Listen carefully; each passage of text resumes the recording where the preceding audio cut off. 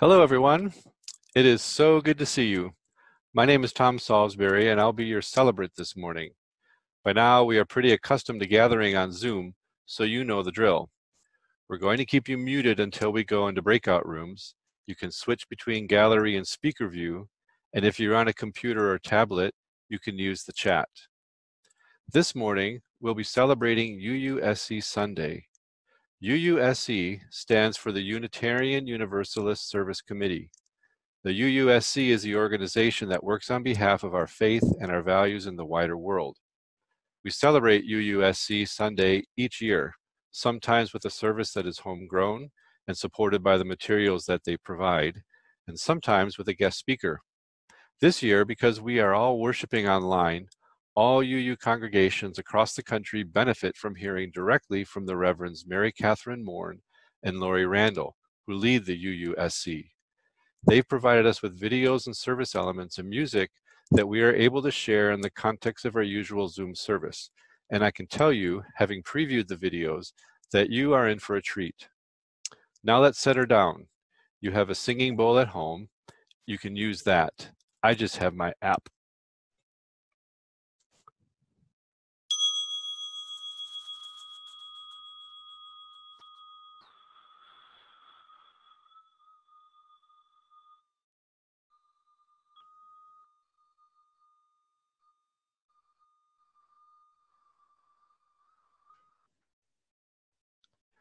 Whoever you are, wherever you've come from, whatever your beliefs, whomever you love, and however bumpy your life's journey, know that you are welcome here. We are hoping that everyone here has a chalice or a candle to light and something to light it with. Let's light it all together.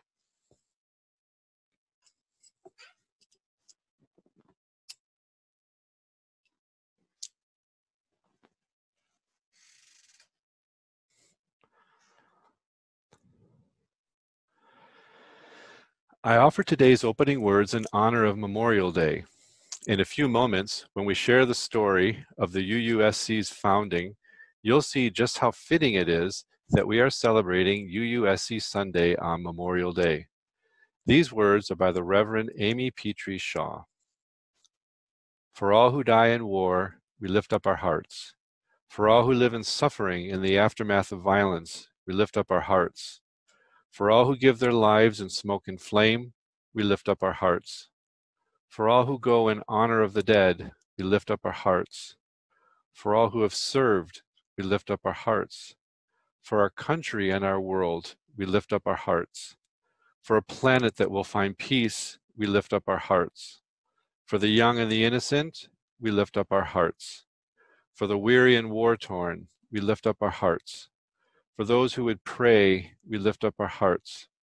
For those too angry to cry, we lift up our hearts.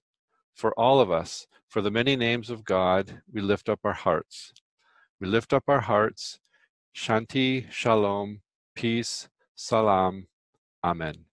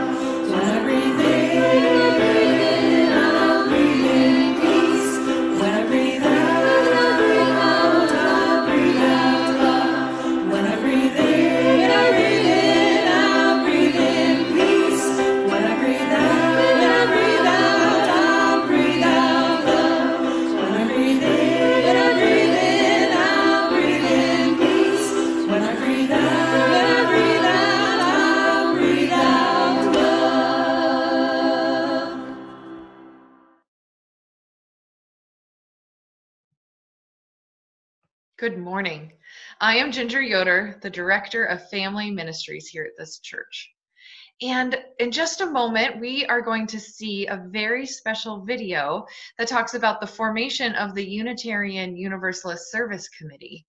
Now, this occurred during World War II, thanks to the dedication and work of many important Unitarians. And it reminded me that we've talked just a couple weeks ago about another important Unitarian who lived out his faith during World War II, Norbert Chopek, who was a minister and the creator of the Flower Communion. And it's making me think all about the connections of how, when things get really hard, how living our ideals not only helps us get through the hard times, but can change the world for the better for years and years to come. And so as we watch this video, and we can see how the important work of the Mr. and Mrs. Sharp, as well as other important Unitarians, and the work and dedication of all of these people during this hard time, helped change the lives of so many people during the war. And I hope that it helps us think about what we can do too. We might not be able to do the same work to the same level that some people are able to, but all of us have the power to find a way to make the world better. So I will see you after the video. Thanks.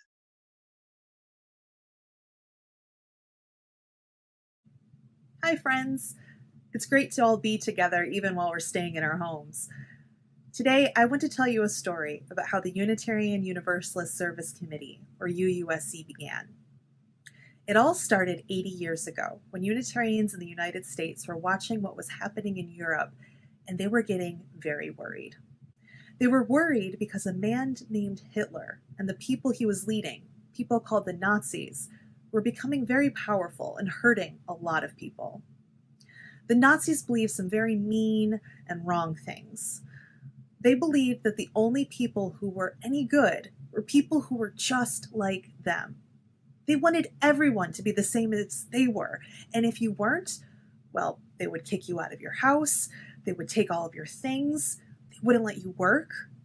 And eventually the Nazis started killing a lot of people who they thought were different from them. Jewish people, gay people, people with disabilities, all of them were targets of the Nazis during this time. It was very scary. What do you think you would do if you saw something like this happening? Would you want to help? Would people in your UU community want to help too? It was the same 80 years ago. The Unitarians wanted to help people in Europe who were being targeted by the Nazis. So, a Unitarian minister and his wife from Wellesley, Massachusetts, Waitstill and Martha Sharp, went to Europe to see how they could help the people there. They found lots of ways to help when they got there, but they had to be creative because the Nazis were always watching, and it would be very dangerous if they got caught. The Sharps helped get paperwork to people that they needed to escape to safer places.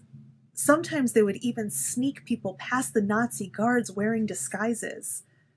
They also helped people, including kids like you, get food and clothing at a time when it was very hard to find both. The Sharps were very brave, but they didn't do this work alone.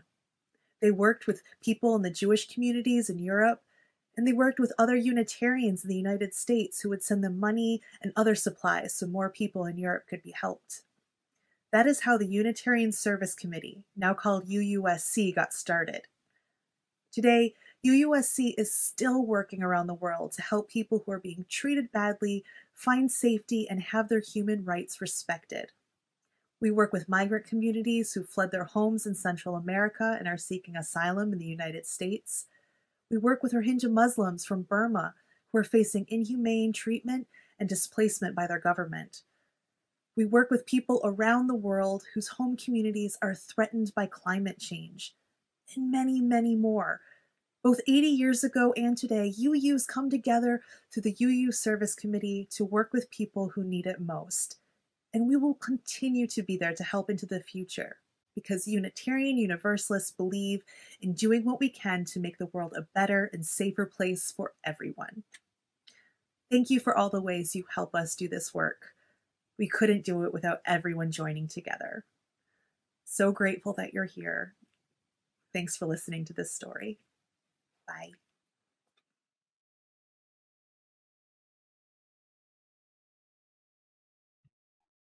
Wow, it's awe-inspiring to hear how the Sharps and everyone they worked with changed the world, and how the committee that they founded is still helping the world today. And I know that all of us can't do such huge things, but I know that even small acts of kindness and small ways of being better to one another do change the world, especially in our own homes, and especially to those who are closest to us. So I challenge everyone to think about one way that they could be a little bit extra kind or do something that takes a little bit of courage today, and see how it changes your life. And the children and I are going to talk more about this in the Yellow House and come up with some ideas. So Paul will put up the Zoom room in the chat bar, and I will meet you all in the Yellow House Zoom room. Thanks. Bye. Just as we do each Sunday when we're together in person, we've set aside this time to invite you to engage in the practice of generosity. For those of you able to make a financial contribution, you'll notice 3 options for managing the logistics on your screen. We'd invite you to either copy down the information you need or simply go to the website to make a donation. The web address is in the chat. Those of you who are newer or visiting from another part of the country may not be aware that we typically give away all of the cash from our Sunday offering to local charities whose missions align with our values, a program called the Month of Sundays. This month, the recipient is Weekend Food for Kids, a program we started jointly with St. Mark's Episcopal Church that provides bags of healthy food to kids from food insufficient homes. We pack over 100 bags a week for 11 weeks, and last year we spent about $1,000 more than we received in donations and grants. So please do contribute if you can. Our online donation system includes a drop-down menu that allows you to choose where you'd like your money to go. If you are mailing or dropping off a check, simply indicate in the memo line where it is intended for the Month of Sundays or our general fund. In the spirit of love and for the continuing work of this church, we will now take some time to practice generosity together as the offertory is played.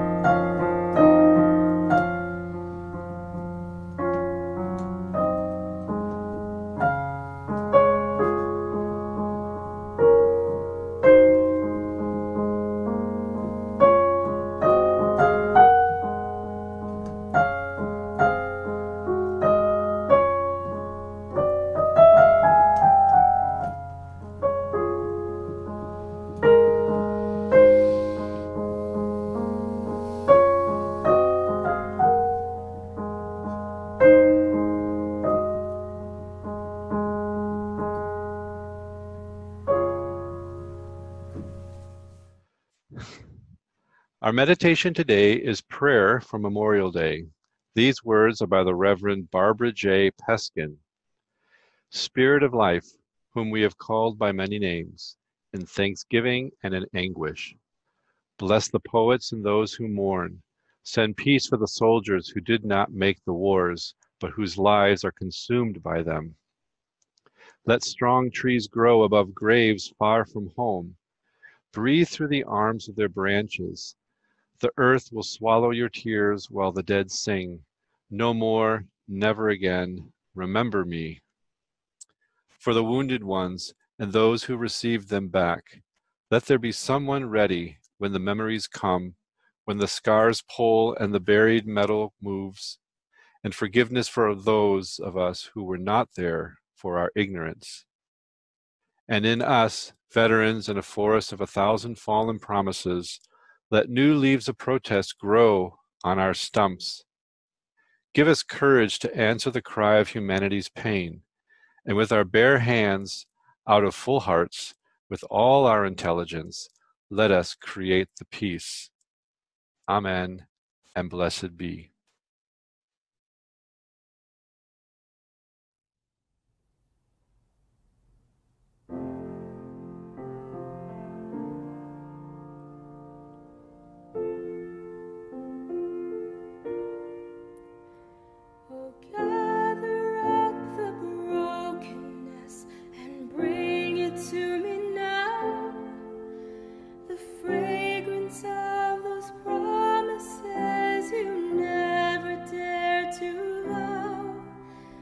Splinters that you carry, the cross you left behind, come healing of the body, come healing of the mind, and let the heavens hear it, the penitential hymn, come healing of the spirit, come healing of the limb. Behold the gates of mercy in arbitrary space, and none of us deserving the cruelty or the grace, or solitude of longing where love has been confined.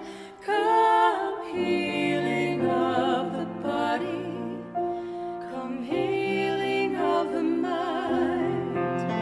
Oh, see the darkness yielding that tore the light apart. Come healing of the reason, come healing of the heart. Oh, troubled dust concealing and undivided love, the heart beneath is teaching to the broken heart above. Let the heavens falter and let the earth proclaim, come healing of the altar, come healing of the name. Oh, longing of the branches to lift the little bud, oh, longing of the arteries to purify the blood, and let the heavens hear it, the penitential hymn, come healing of the spirit, come healing of the limb. Oh, let the heavens hear it, the penitential hymn, come healing of the spirit, come healing of the limb.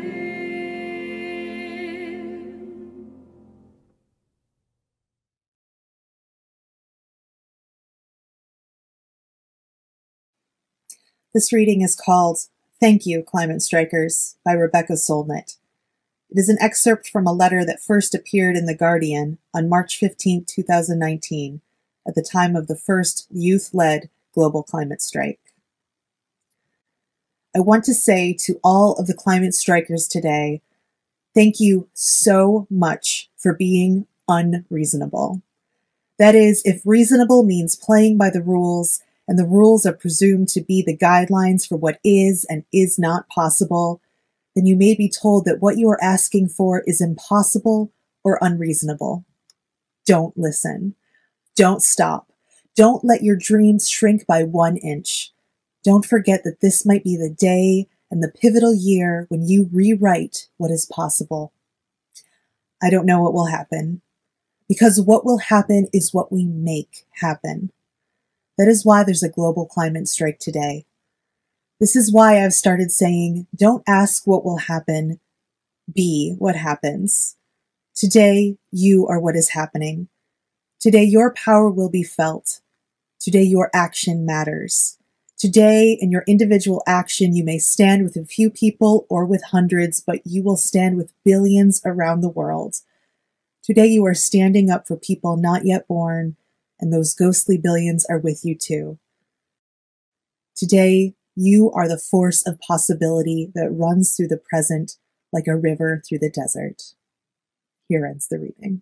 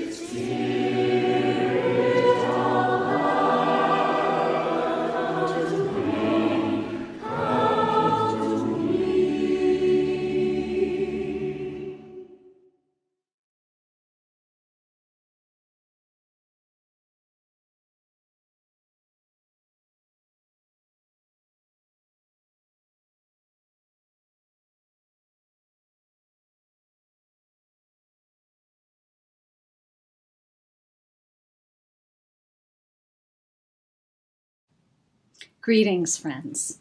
We are glad to join your worshiping community today for this UUSC Sunday service. Thank you.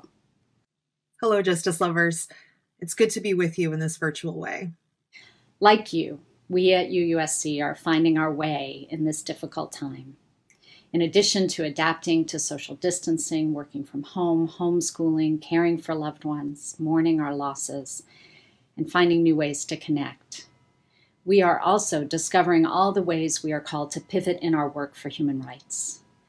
Over the last weeks, we have reached out to all of our partners around the world.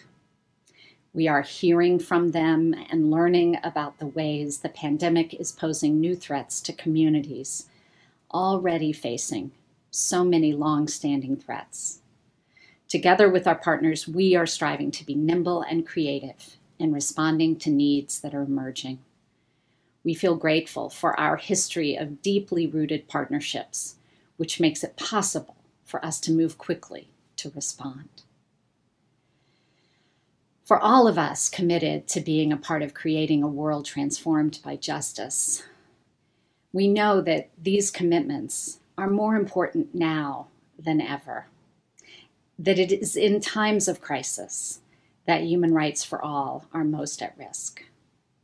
We are grateful for this opportunity to share how UUSC works for a world transformed by justice, to share what has always guided our work and what guides us still. When we think of social justice and human rights, we often think of words like resistance, fortitude, resilience, and courage, perhaps especially courage. And sometimes this stops us. We know courage. We've seen courage. But we often think of courage as something other people have.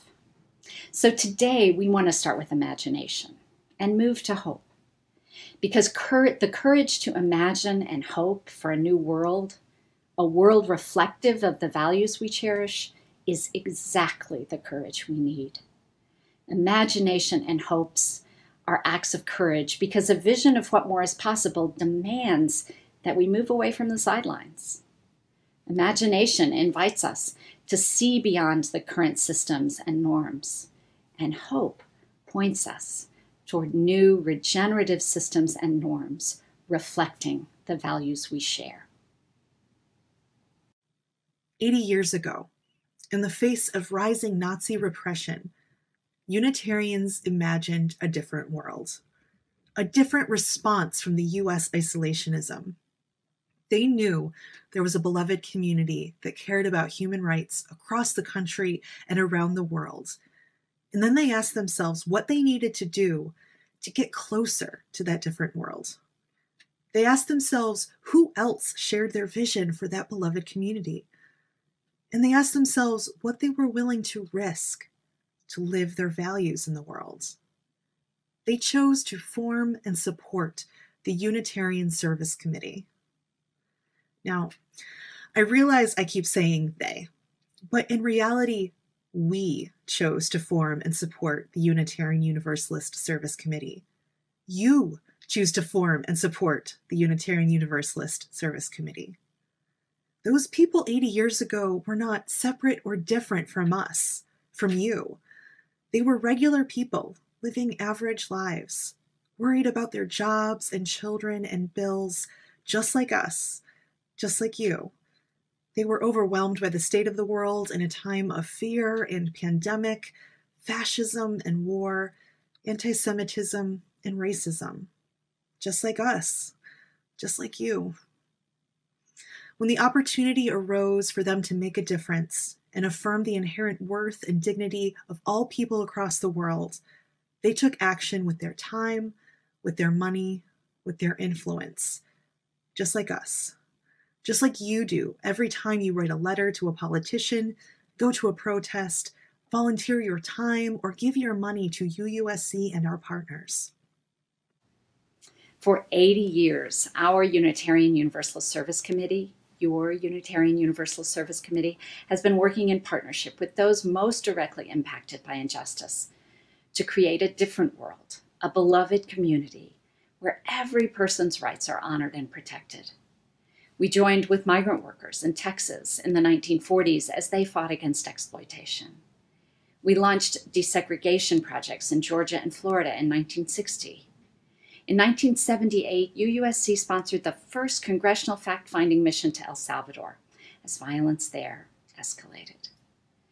In the 1980s, we sent emergency funds to ease the Ethiopian famine long before the story reached mainstream U.S. news. We sent emergency medical equipment to Rwanda in the 1990s and then launched the Drumbeat for Darfur campaign in the 2000s to help end the genocide in Sudan. In 2010, we went to Haiti to assist with immediate relief after the earthquake and remained to partner in long-term recovery. Today, UUSC works with organizations in Central America, Mexico, and the United States on the forefront of migrant justice as we seek security for people who wish to remain in their home countries, safety for those traveling along the migrant trail, and justice once people reach the United States. We partner with First and Indigenous communities in the South Pacific, Louisiana, and Alaska, who are on the front lines of the climate change crisis as their homes and way of life are threatened by rising sea levels and rising temperatures. We are working with Rohingya leaders as they seek justice and healing for their communities following genocide and forced displacement from their homeland by the Burmese government and military. And we are joining with the minority Haitian community in the Bahamas after the devastation of Hurricane Dorian as they seek to rebuild their lives with no access to government assistance. I know sometimes, maybe a lot of the time, things can feel hopeless, like the world is moving farther and farther away from our values, from all the progress we have tried to make. At the time of the Unitarian Universalist Service Committee's founding, when it was officially known as the Unitarian Service Committee, the world gave few signs of moving in a better direction. The work of UUSC began in 1939, when Hitler's Germany was dragging all of Europe into war and laying the groundwork for the Holocaust. Thousands of refugees were already displaced from their homes and forced to flee religious and political persecution as the Nazis took power. When Martha and Waitstill Sharp opened the first office of the USC in Prague, they met an embattled Unitarian community at the Unitaria Church that had to preach their opposition to the Nazis in double meanings. During the German occupation of the city, the Nazi secret police began monitoring every sermon given at the Unitarian congregation, listening for subtle messages of dissent. A few years later, they found what they were looking for. In 1941, the minister of the Unitaria congregation, Norbert Čepek, was arrested and deported to the concentration camp at Dachau, where he was killed with poison gas the following fall. Čepek had been personally named by Hitler on a list of 10,000 politically suspect persons slated for murder. Čepek wasn't the only figure associated with the founding of UUSC to make the ultimate sacrifice for human rights. UUSC's early work in Prague involved helping refugees apply for visas and process other paperwork they would need to seek safety abroad. Similar to UUSC's current model of partnering with directly impacted communities, the Service Committee's first employees were Jewish refugees working to protect the rights of their own community. At the time, Jewish people in Prague were already facing persecution under Nazi occupation, and all the warning signs of the coming genocide were in place. They therefore knew the risks they took by staying in the city to help others. Nevertheless, historian Elizabeth Subek writes, they delayed their own immigration efforts to help other refugees.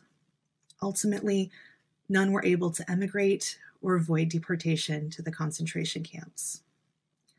In the face of genocide, religious persecution, political assassination, and all the worst atrocities the human imagination has ever devised, it was an indescribable act of courage for these women and men to hope for a different world.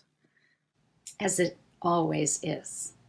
In the face of genocide, religious persecution, political assassination, and all the worst atrocities the human imagination has ever devised, men and women fighting for liberation display indescribable courage.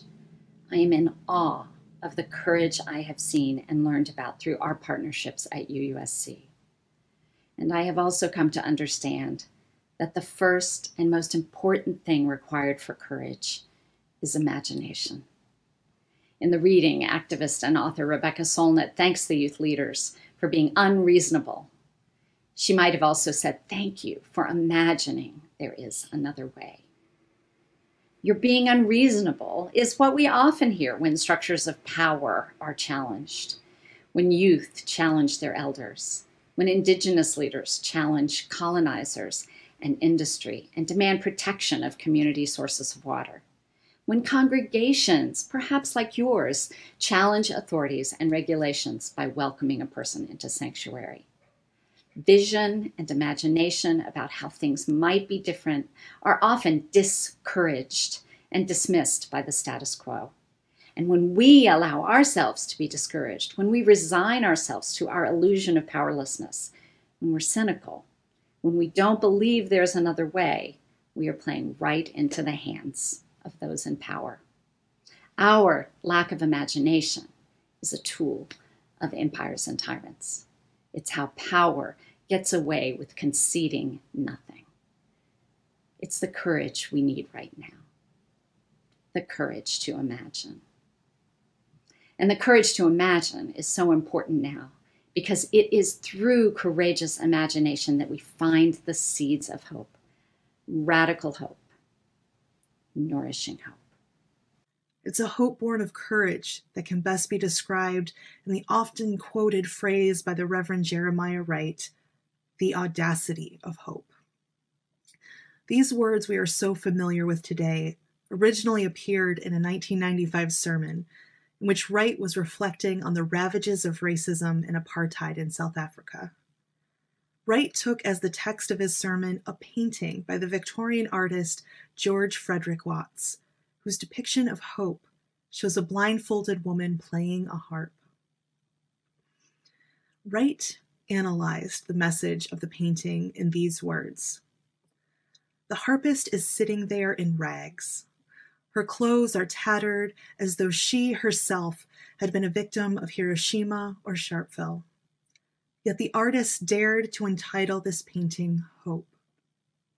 See, in spite of being in a world torn by war, in spite of being in a world destroyed by hate, in spite of being in a world devastated by distrust and decimated by disease, in spite of being in a world where apartheid and apathy fed the fires of racism, in spite of all of these things, the woman had the audacity to hope. She had the audacity to hope and to make music and to praise God on the one string she had left.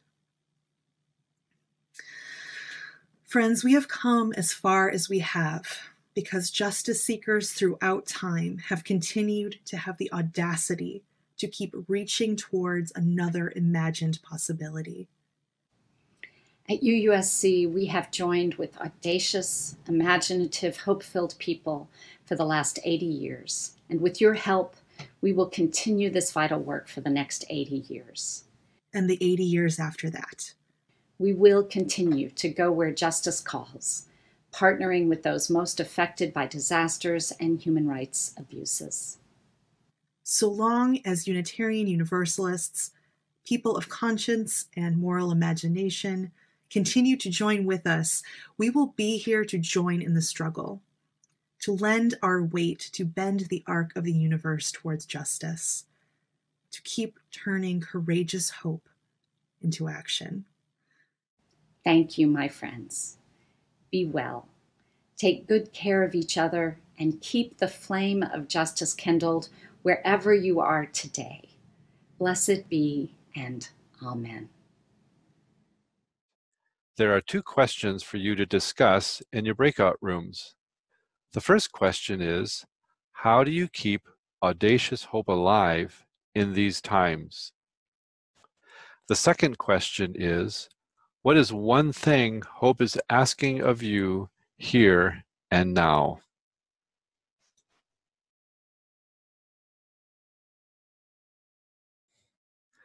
If one of the actions hope is calling forth from you happens to be supporting the UU Service Committee, I'd encourage you to consider making a one-time donation or even becoming a member.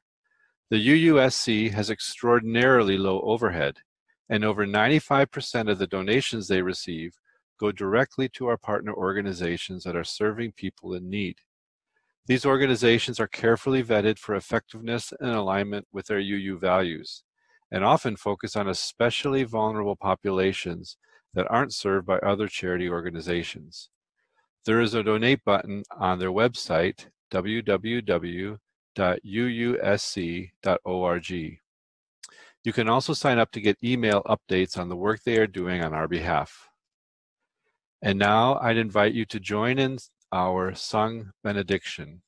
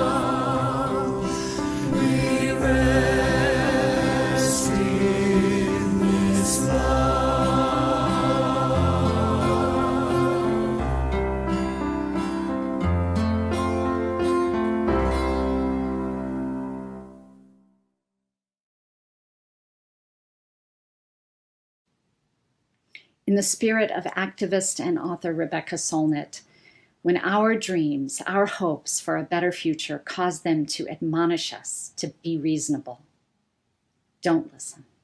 Don't stop. Don't let your dream shrink by 1 inch. Don't forget, this might be the day and the pivotal year when we rewrite what is possible. With imagination and hope, with courage, may we build a new world. We extinguish this chalice that it might glow gently in our hearts. May it light our paths as we leave this place. May it guide our way until we are together again.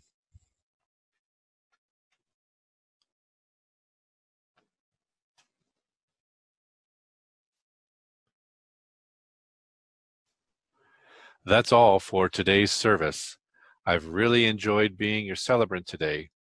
I hope you all have a safe Memorial Day holiday, and I look forward to seeing you again next weekend. Goodbye.